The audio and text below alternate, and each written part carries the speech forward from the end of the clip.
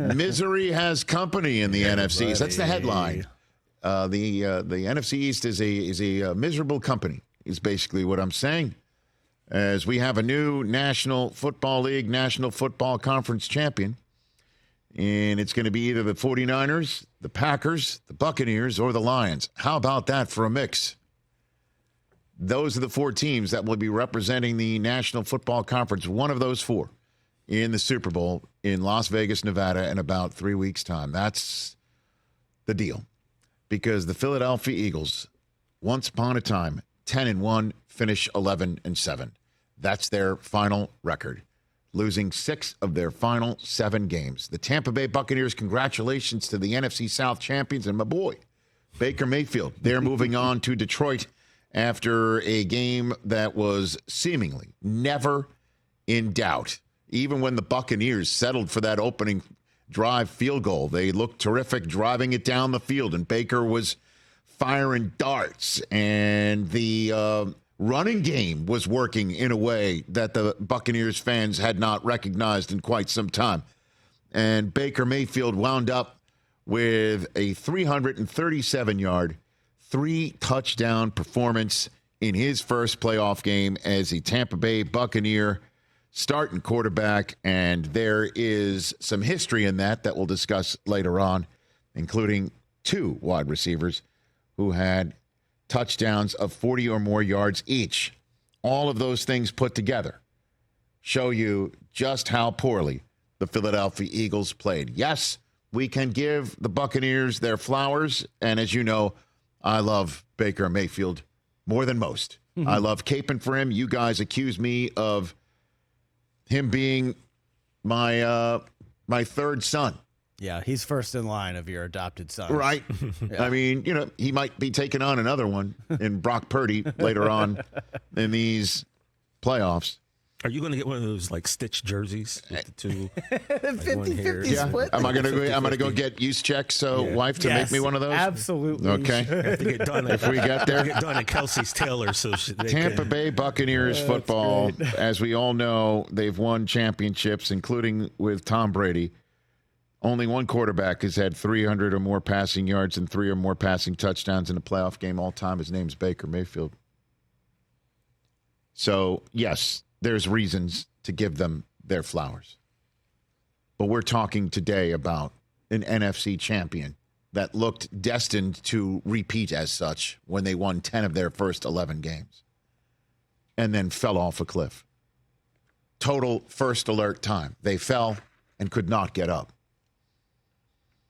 And yes, having issues tackling.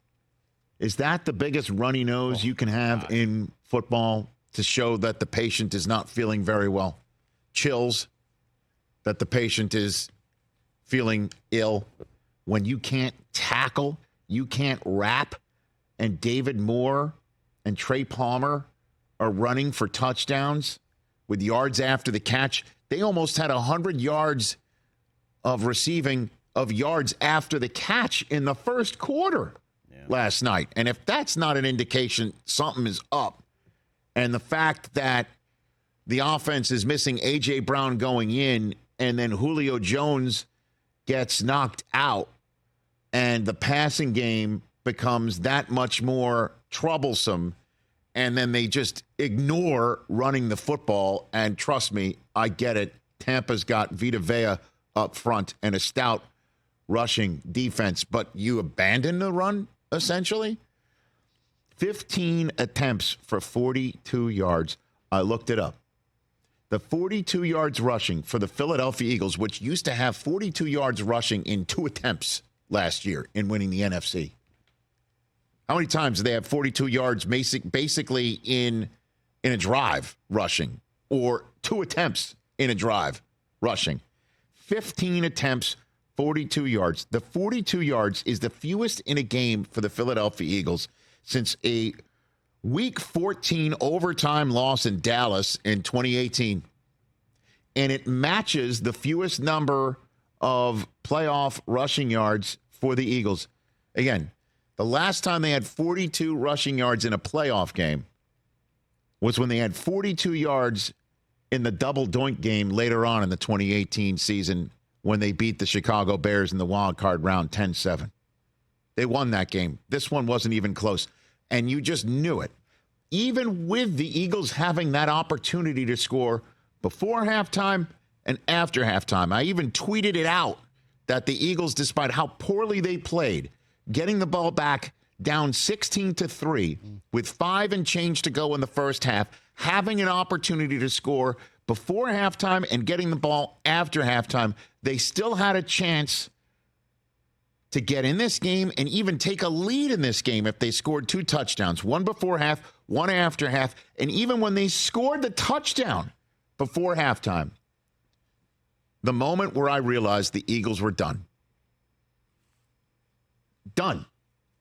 Like the turkey had popped, was when they kicked the extra point to go down 16-10 and take it off the board because the Bucs are offsides, and I don't blame them, because just go for the most unstoppable play in the history of the NFL, the brotherly shove. They went for it, and the Bucs stopped it. The minute I saw the brotherly shove got stopped, I'm like, that's it. And I know the Bucs did it to them earlier when they faced each other in the first month of the season. The Bucs had stopped the brotherly shove on 3rd down. The Eagles then went for it on 4th down and got it. When the Bucs stopped the most unstoppable play for the Eagles, I'm like, this is finally the moment they're cooked. They can't run it.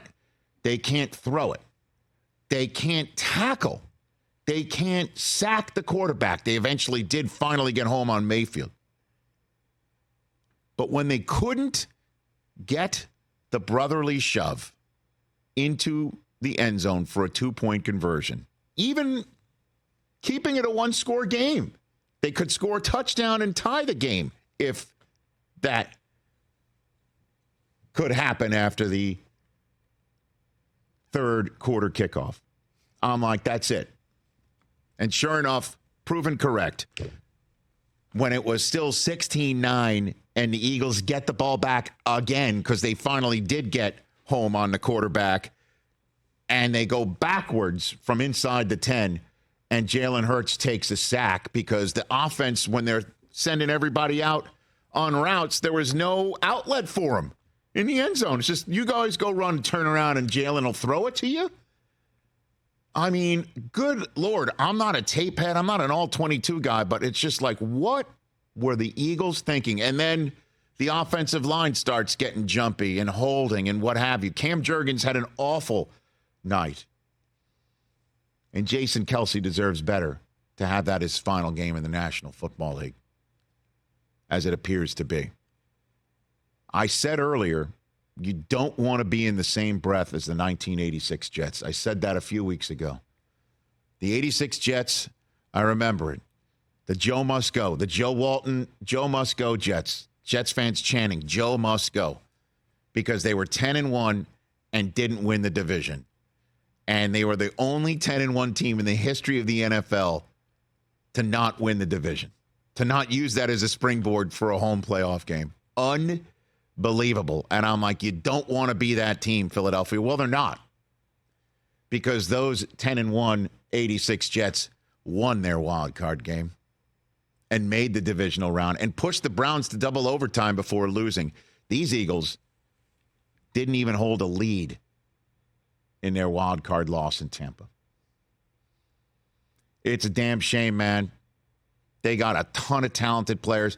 It was the number one subject matter on my top 5 list last week. Top 5 biggest head scratchers in the NFL of 2023. Number 1, and it is with a bullet. The total post-Thanksgiving disintegration of the Philadelphia Eagles. I don't get it. They couldn't run it with the best offensive line in the business. They couldn't throw it when you've got A.J. Brown and Devontae Smith with success and getting Dallas Goedert back. They couldn't defend. They changed defensive play callers. Bless him, Matt Patricia. God bless him. Last year, he was miscast as an offensive coordinator. Now, as the defensive coordinator for this Philadelphia team that gave up 30 points a game after that win against the Kansas City Chiefs.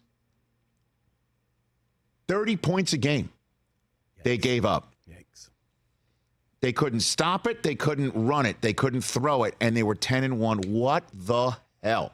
Catch the Rich Eisen Show every single day on the Roku channel, 12 to 3 Eastern, for free.